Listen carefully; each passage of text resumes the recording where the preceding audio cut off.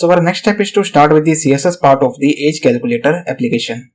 So for that we need to use the CSS file which is style.css. So here inside of that, first we need to reset the default styling of the browser by using the universal selector. So here I will be using the asterisk and then starting the curly brackets of the asterisk, which is a universal selector. So inside of that we need to remove the padding. So padding is 0, and then we need to add the margin. Margin is also going to be 0. Then I am going to use the font family. So the font family that I am using here, Arial. So this is a Arial sans serif font. So you can see now the font is actually changed. If I can just simply remove it like this one. So this will be the font that we are going to use for this particular application, and also you can see the default padding and margin is reset. Then we are going to select the body of the web page, and instead of that we need to add the background color, which is actually a linear gradient. So here we need to use the background, and then we need to specify the linear gradient function. Instead of that we will be using a toWrite, and then we need to add the color code, which is AA7E66. This will be the color code we are going to use for this one, and then we are going to use the FEB47B. So this will be the secondary color. If I control save it, then you can see the intersection of these two colors. After that we need to add the code for the container so that we can set the container to the center of the screen.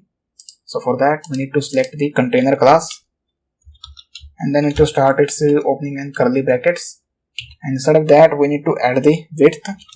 So width is going to 600 pixel. Then we need to specify the margin property. So margin from top is going to be like 100 pixel, and from left and right it is going to be auto. If I control save it, then you can see right now the container is actually moved from the top to 100 pixel. So if I click on the maximize button, then you can see it is actually at the center of the browser screen.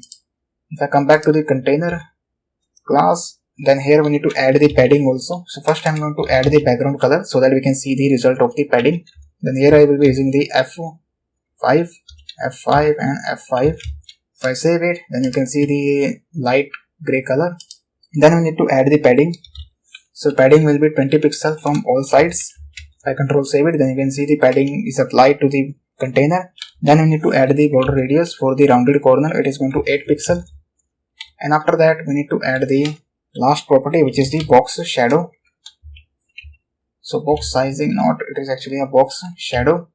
So instead of that we need to use 0 pixel, then 2 pixel, then the blurriness is going to be 4 pixel, then it will be RGBA, this will be the function name. Then it is going to 0, then 0, 0, and the alpha is going to be 0.2. If I control save it, then you will see there is a little bit of the shadow at the container. Then you can see now it is actually perfectly at the center of the screen. So again, next step is we need to style this h1 element. So coming back to the Visual Studio Code and type the h1 and then its opening and curly pair of brackets. And after that we need to use the text align property. So first we need to align the text to the center. Then you can see the text is actually moved to the center of the screen, and then we need to change the color. So color is going to like 333, just a light black. And after that we need to style this particular form element. So first we have this form group. So we are going to select these form group to stylize it properly. So here we are going to type the form group, and then we need to start its body. Instead of that, the first property that we need to target is the margin bottom property, because right now this is actually a one row and this is actually the second row, because we are going to targeting it. So we need to apply the margin property. So margin bottom is going to be like 20 pixel. So once I specify the 20 pixel, then you can see now they actually space is increased between these button and also in this particular input type and label. Alright, so this is the only single property that we have used inside the form group. So after applying the code to the form group, which is the class, that is this one, this is the form group. So the next step is we need to style this particular label. So coming back to the style.css, so after the end of this form group, I am actually here using the label, and inside of the label, first we need to add the display property, which is display is going to be block. If I do that, then you can see now the input type is actually moved to the next line, which is the next row.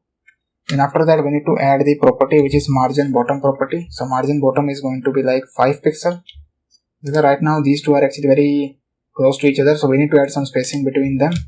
Now you can see there is a 5 pixel margin between the label and the input type.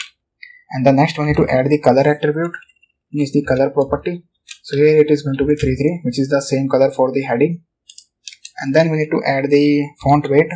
So we are going to increase the font weight to 600.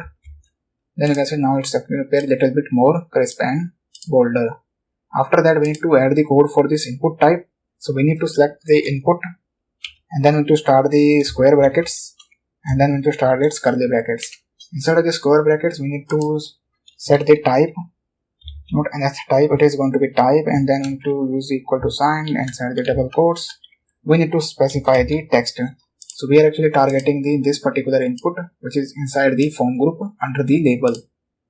So this will be, we are going to style. So the first we need to set the width. So width is going to be 95%. So you can see now the width is actually going to be 95%. It is actually increase its width. The next property we need to add is the padding, because right now it is very small. So if I increase the padding, now it's become a little bit bigger than the text. So now you can see the padding property display its result. And after that we need to add the font size property. So next we need to add the font size which is 16 pixel. And then we need to add the border radius property. So border radius is going to be 4 pixel. And after that we need to add the border property, so that we have to apply a border here. So border is going to be 1 pixel, which is a solid border. And then we need to provide the color. So color is going to be like hash character CCC. So you can see now it has a little bit of the dark gray border. So that's marks the completion of the code for the input type as well. And after that we need to add the code for the button. So here we need to select the button, and inside of that we need to start its curly brackets. And then the first property that we are going to use is the padding property. Inside of the padding, first we need to add the padding from top and bottom is going to be 10 pixel. From left and right is going to be 20 pixel. If I save it now, you can see the padding is actually changed inside the button. Then after that we need to add the font size property. So font size is going to be 16 pixel. And then this is the font. We need to compare the font size as well. Save it, then you can see the font of the button is actually increased. Then we need to add the background color. So background color is like a hashtag AA, and it is going to 7E66. So this will be the background color. Then we need to style the border. So border is going to be none. And then also we need to remove the outline. So outline is also going to be none.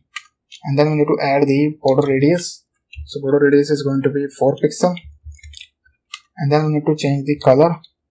So we need to use the white color. That is this one. Now you can see the button is actually changed. Also the last property that we want to change is the cursor pointer. And you can see the cursor is actually changed to pointer, like a hand type of the cursor. Okay, so that marks the completion of the code for the button. So our last thing is left is to actually stylize this particular result one, so that it will be look like this particular structure. So coming back to the Visual Studio Code again. So the first we need to add the code for the result container. Result container. So I'm going to check the name of the result container. Yes, this is the class name, result container. Then we need to start its opening and closing pair of the bracket. And after that we need to add the code, which is first we need to add the display property. So this display is going to be none. If I do that, then you can see it is actually not visible. So this property we need to set it to none, but we are going to comment it out, because once we complete the style code, then we need to use this property, and we are going to change this property by using the JavaScript code. And after that we need to add here a margin top property. So margin top is going to be 20 pixel. And then we need to add the background color. So background color is like our white color. Then you can see the color is actually changed. And then we need to add the padding. So padding is going to be 20 pixel from all side. And then we need to add the border radius. So border radius is same as the button, which is 4 pixel. And you can see the things are actually changed inside the browser window. Then we need to use the box shadow property. So I'm going to copy the box shadow from here. I'm coming back to the result container and then pasting the code here, because it is same. The only thing is changed, it is this one. This is actually 3 pixel and this one is actually 6 pixels. If I save it, then you can see now it looks like a card-like effect. So instead of that, we have specified the h3 and paragraph element, and also we have a result container. If I come back to the index.html, you can see here we have this result container as well, which is a division tag. So I'm going to paste the result and starting its curly brackets. So instead of that, we need to add the margin top property, because right now you can see week passed and this age in weeks is appearing very close to each other. So that is the reason we need to add here a margin top property, which is going to be 10 pixels. If I save it, and then we need to again use this result class name, and then we need to select the h3 element, because we need to stylize the h3 element. So we need to change the color. So instead of black, we are going to just lighter the black, means we are going to use the light form of the black color, and then we need to add the font size. So font size is going to be 16 pixels, and then we need to add the result again. So I'm going to copy this because we need to stylize the paragraph element as well. So this is our paragraph element, not a capital one, just a small one. Then we need to close the curly bracket, and instead of that we need to apply the font size property. So font size is going to be 16 pixels, or I can go with the 15 pixels, and then we need to add the another property, which is margin bottom. So margin bottom is going to be 10 pixels. So that marks the completion of the code. If I just come back to the index.html, if I copy this one again, actually show you the results. If I save it, then you can see means the data will be displayed in this particular form. So I'm going to select this whole code and just comment it out, because we are going to generate this code by using the JavaScript code. If I control save it, and also coming back to the style.css, so at the top we have used this particular display none. So I'm also going to uncomment this property, because we want to hide the result. So once we run the application, we want to display this particular structure of the application, and once we click on this particular calculate age button, then we want to display the result, just like in the our output application. If I change the date of birth here, like 15 not a valid month name, 12, and then here we want to add it, and also I'm going to change the year name, which is 2000, and simply click it. Then you can see this is the actually display the result. Okay, so that marks the completion of the code for the CSS part. So our next step is to start with the JavaScript part of the project.